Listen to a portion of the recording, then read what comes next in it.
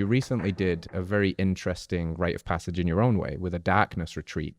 And what that means to you as a an extension of the Align method. I'm guessing you're not moving too much there. It's much more about alignment internally, this willingly choosing something that I can only imagine is very uncomfortable and, but also very profound. So how do you start, like you said, you've evolved. Where are these ideas coming from? Where's the value in something like this? And what was that experience like? That's a great way of positioning that question. So I did a thing called a darkness retreat that I wrote about in the Align Method book, whatever it came out like 4 years ago. And then that turned into Aubrey Marcus read the book, had me on his podcast. And we talked about darkness retreats in there, which I didn't have any experience with. I just have a chapter in the book around vision. Yeah. There's a whole section, it's called Moving Your Senses. It's all about, kind of a lot of stuff we're talking about. And so then he went off to wherever he went to, Poland or Germany or something like that, to do his own darkness retreat. Did a documentary about it. And then that kind of like brought up the challenge for me in a sense of like, oh shit, now I have to actually do this freaking darkness retreat. Do it too. You started the trend, man. You gotta do it too. This is annoying. And since then, Aaron Rodgers recently did one, which he did in the same place that I did it at, which is very fun. Cool.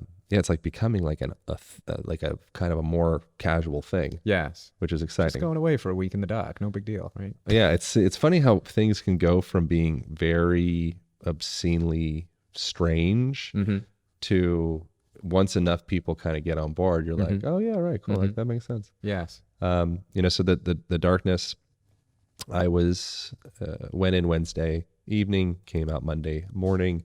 The fella, his name's Scott, I did a podcast with him. Mine's called 10 Days in Darkness with Scott Berman. He comes, brings you food once a day, every day around like 5 o'clock or so. And you just fucking sit in a dark room with yourself and, just allow yourself to unravel. Very interesting. Because during a typical day in the life, you have just abounding options for distraction. Absolutely. Yeah. Every sensation that you may have been bottled up and distracting yourself from since maybe you were a baby, maybe you're a teenager, maybe, whatever age. And it's still, in Buddhist traditions, they call, there's a term samskara. Yeah, that's right. Samskara is it's like a psycho-spiritual imprint of sorts. Something kind of, suboptimal happened, hard for you to process at age 17 to whatever. And instead of allowing that experience to be able to really like move and circulate through the body, and out, and just be able to process and metabolize and be with that and make sense of it, you kind of maybe like bypass that. Okay, this is too much for me to handle right now. My 8-year-old self, I can't really be fully present to metabolize this experience. So we're just gonna kind of like stash that away. Yeah, we're gonna repress that. Stick it down here somewhere. Let's stick it. Maybe it's gonna be in my, my pelvic floor, maybe my diaphragm, or maybe my heart, or maybe my throat, or maybe my wherever. I'm just gonna like put that in, and then naturally the body wants to heal. The body wants to be well circulated and balanced and aligned and integrated and all these different things. And so what it will do is it will start to kind of surface those trauma-based patterns into your life in the form of maybe a crummy relationship, or maybe you sabotaging your job, or maybe you sabotaging just your potential in general. That's right. Yeah. And it'll just keep on coming up, and then you got arrested, and then you got a DUI, and then you're just like, why are you jacking yourself up? Like, why don't you care about yourself? And it seems like you like, what is going on? All of those are a cry for help. Yeah. Like the root of every person, from my perspective, and I've talked about this with Gabor Mate as well. I think the root of every person is ease. Yeah. And it's love, and it's connection, and it's empathy, and it's like, like that's the root. And then different happenings can manifest through one's life that start to kind of shadow that a little bit, and wrinkle that a little bit, and dent that a little bit. And then a person can get to a point where they actually like forget that root self, and they just become the dent and the wrinkle and the samskara and all the things. And they become a bit of a dickhead. Yeah. Or they become a cheater, they become a liar, they become a thief, they become all these things, all kind of wrapped around this fear wrapping like that inner child part. Yeah.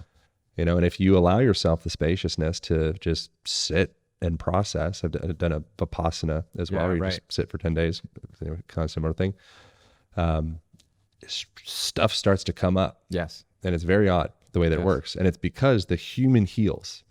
Like the human is a wildly robust, adaptive homeostasis finding system. Yeah.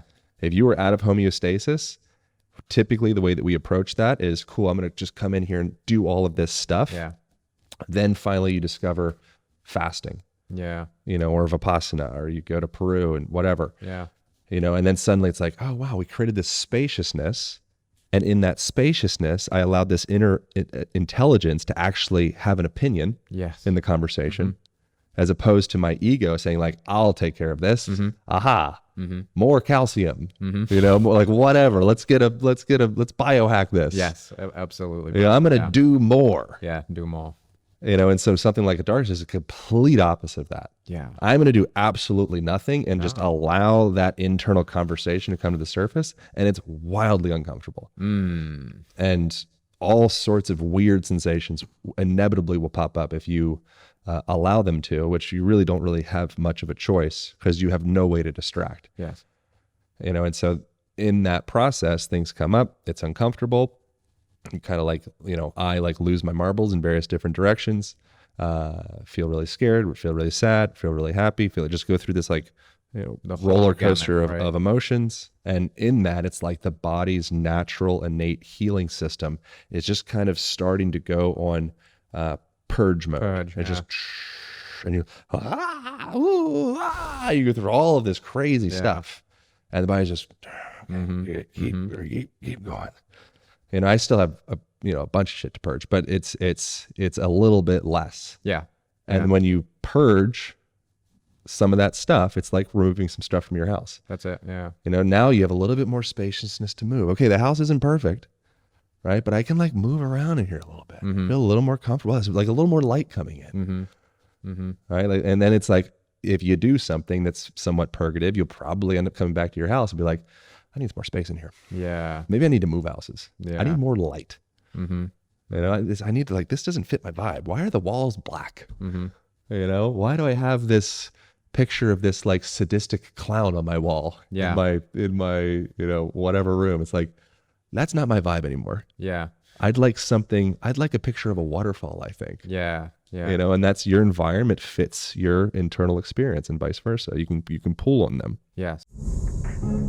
Hello friends, if you enjoyed that clip, then you can watch the entire thing by heading to this link over here, or you can find us wherever you find podcasts by searching Radical Health Radio. If there's value here, please hit that like button, let us know in a comment what your biggest takeaway was, and hit subscribe, support the show as we support you. We'll see you soon.